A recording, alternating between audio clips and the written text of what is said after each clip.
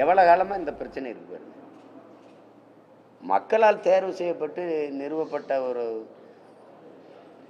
அதிகாரம் தான் மக்கள் அதிகாரம், மக்கள் ஆட்சி.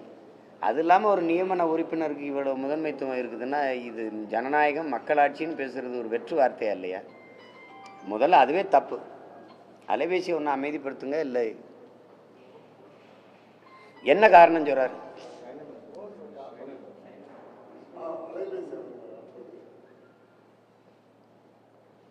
என்ன காரணம் சொல்றாரு சொல்லுங்க, நீங்களே சொல்லுங்க. எதுக்கு வெளியேறணும்? காரணம் என்ன சொல்றாரு?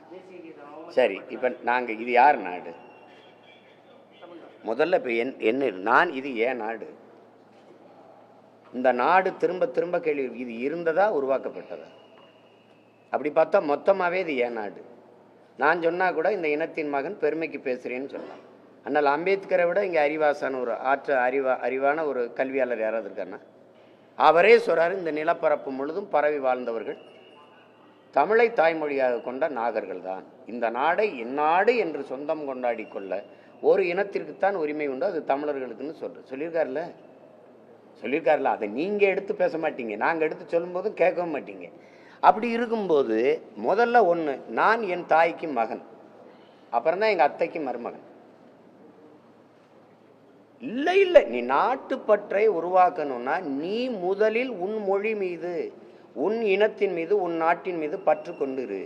பிறகு இந்திய நாடு. நான் சிட்டிசன் ஆஃப் இந்தியா, என் நேஷனாலிட்டி தமிழ்.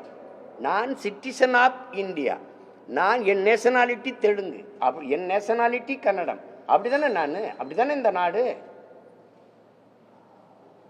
எதுவுமே இல்லாம நீ முதல்ல தேசிய இந்தியா ஒரு அது தேசமா பல தேசங்களின் ஐக்கியமா? அவரவர் தாய்மொழிக்கு முன்னுரிமை இருக்கணும். அதுக்குதான் இது நாடு. அதுக்குதான் மாநிலங்கள் மொழி வழியே தேசிய இனங்கள் நீளங்கள் பிரித்து கொடுக்கப்பட்டிருக்கு.